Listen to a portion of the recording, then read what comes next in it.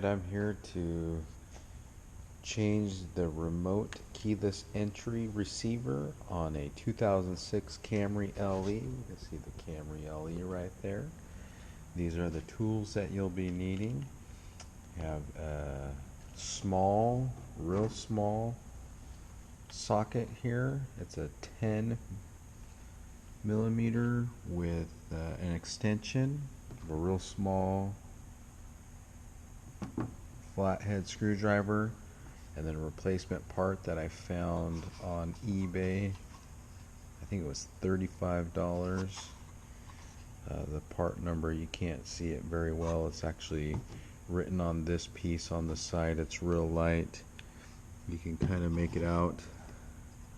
The AA020, that's the one that's needed for this car. So the first thing that we're going to do is come over here to the passenger side. You see all the junk I have in the back seat here. Move some of this off to the side. And what you're going to do is just sit like this and reach in. Right here you can see here's the black rubber. Then there's this piece right here. And you peel this piece back. Reach your fingers in underneath here. And you're going to pull. Works best if you use both hands. You pull and you see that clip right there. That's the clip that you want to pull out. And I dropped it, so I'm going to save it. It can fall out. If it does, you can just slide it right on back in there,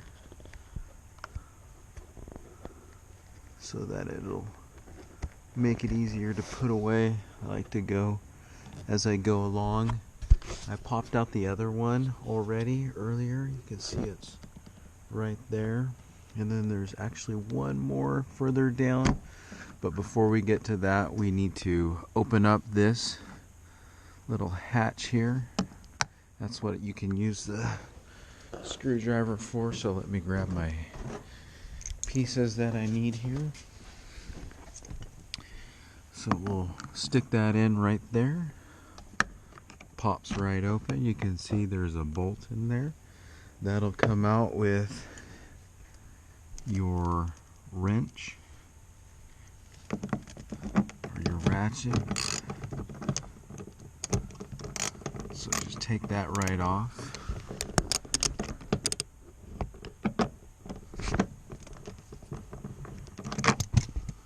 After that comes off, I'm gonna pop out the, let's see if the camera will pick that up. I don't think it will.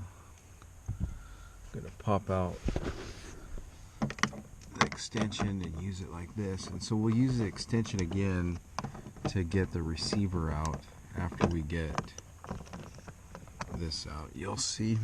So take that, set it up on the rear dash. There's one more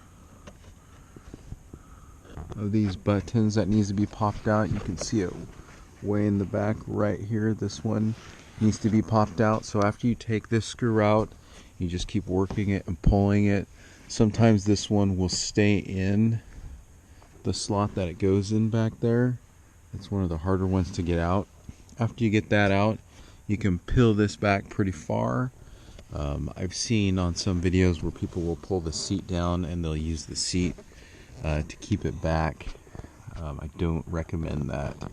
So the bolt that we need to remove, this is the receiver right here. That's the piece that we need to replace. The bolt is just one bolt holding it in, and that's right there. There's the harness there that will clip out pretty easily. And so if we pull off our extension and just go straight on to the ratchet, it'll be pretty easy to take off with the same size. Thanks, Toyota. At least they keep some things consistent, even if they don't keep the parts in the same places. And so about a year and a half ago, my receiver stopped working. I had no idea that it was a receiver until recently. I started doing more research on it, thinking this is ridiculous.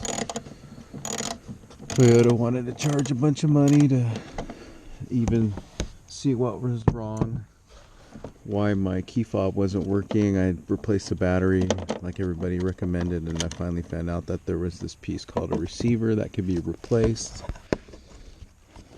And so I tried to order one from Toyota. They wanted $400 for it. The dealership wanted another $400 to do the install. So there's a little tab on the harness here, right here, pulls right out. So this one is now trash. We'll send it back to Japan and they can recycle it maybe, huh? And there, once again, you can see the part number, the AA20, that it's on the bracket. That's a part number. So we'll put the new one back in, bolt it in, plug it in, bolt it in, pop in that back button right there, then screw in the bolt for the hatch, do the last two buttons on the bottom here, and then we'll go through the programming. The programming is all over the internet, but I didn't see a video to do this, and I thought people would want some help doing that, especially this piece right here. Remember, there's the black, and then there's this rubber piece here. That's the one you peel back and you just start pulling, and you'll pop out this first button, the second button, and then you go to the hatch here. If you want, you could probably even do the hatch first. I didn't even think about that, and then you can start popping out the buttons. But hope this helps somebody, makes your life much better than mine has been for the last year and a half without having my key fob work. So instead of paying $800 for this, it probably cost me $35 just for the replacement part.